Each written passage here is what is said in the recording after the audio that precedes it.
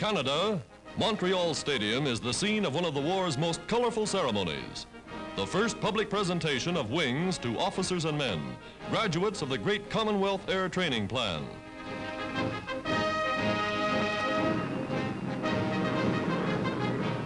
"25,000 people are here to see relatives, friends, brothers, sons become full-fledged flyers.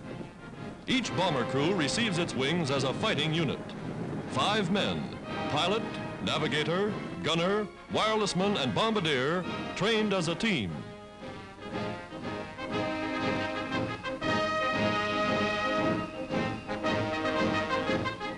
Heroes of air battles with the German Luftwaffe are guests of honor. Air Minister Power making the presentation of wings.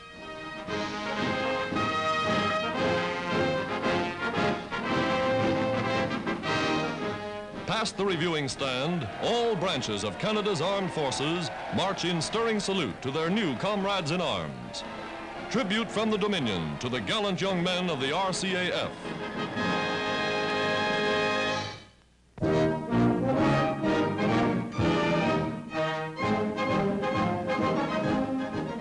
American industry solves the housing problem in war factory areas with ready-made or prefabricated homes.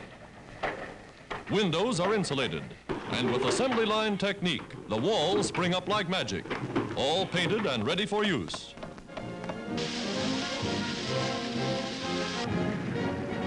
In truckloads of 2 or 3 houses, they're rushed wherever needed. 1, 2, and 3 bedroom homes can be set up in 80 minutes. There goes the roof, and here's the finished product.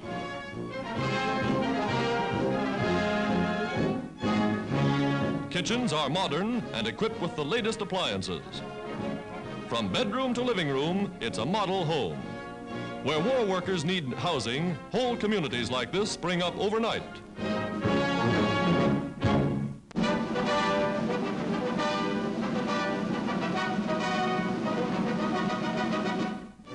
British sailors in Virginia, while their ship is being refitted, spend shore leave helping nearby farmers harvest their crops. Back to the soil after months at sea is a real holiday.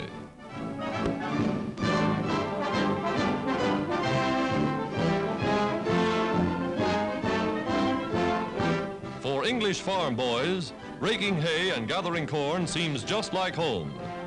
They accept no pay, but the American farmers give them the time of their lives, all the beer and food they can hold.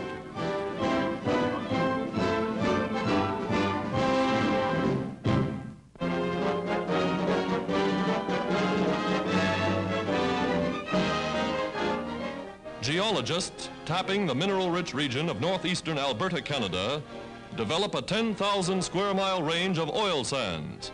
Sands so filled with oil that engineers predict a potential yield of 250 billion barrels. Dynamiters blasts barely 20 feet beneath the surface. Like mining coal above the surface, steam shovels pick up huge chunks of the rich deposit for processing at a nearby plant. Steaming hot water separates the globules of oil from each tiny particle of sand.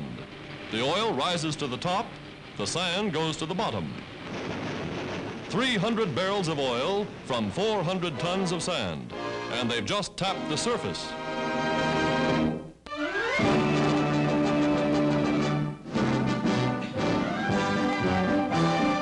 United States sailors swing down New York's Fifth Avenue as the nation celebrates Navy Day, a day in honor of America's famous fighting president, the late Theodore Roosevelt.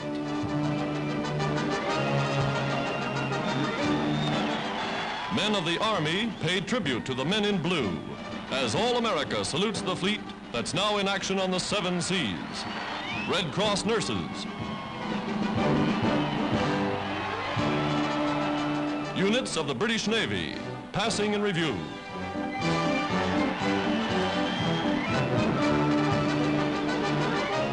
Today, the nation's battle cry is the Navy, first line of attack.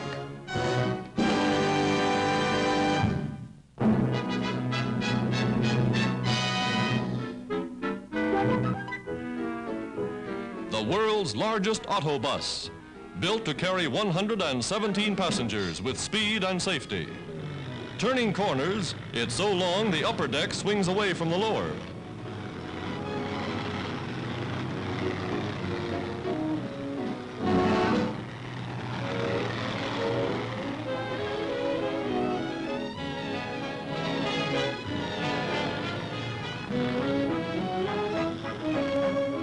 Used for transporting workers to war plants, the giant bus carries a load equal to 23 automobiles, an important saving in gasoline and tires.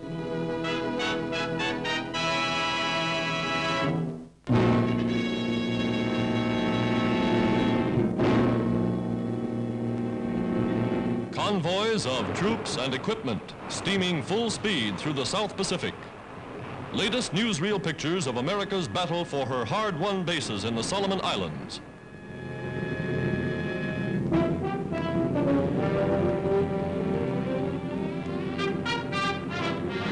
An American scout plane crashes into the sea. Boats speed to the rescue, and the pilot is brought safely ashore.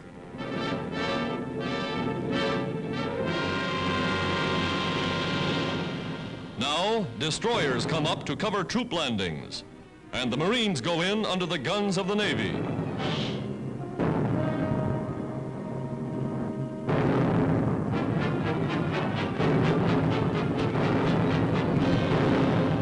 Swarming across the beach, they come to reinforce comrades who landed in the first attacks.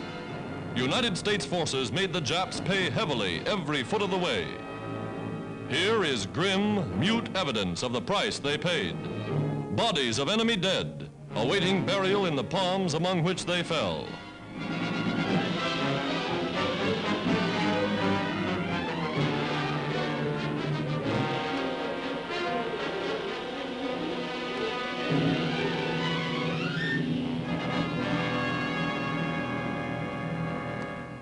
Fresh supplies and ammunition to strengthen the defending garrison are moved in captured Jap trucks.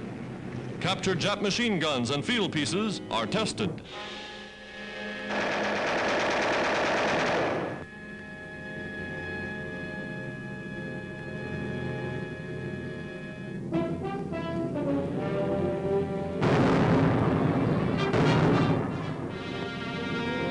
A Japanese flamethrower left behind is tried out by a Marine.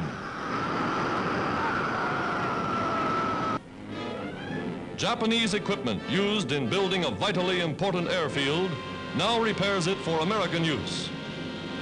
Well-fed and well-treated Japanese prisoners willingly work.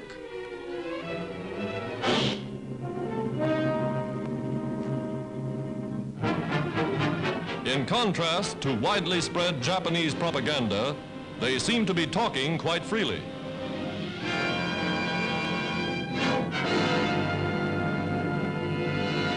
The men, dejected, weary, apparently are much in need of a bath.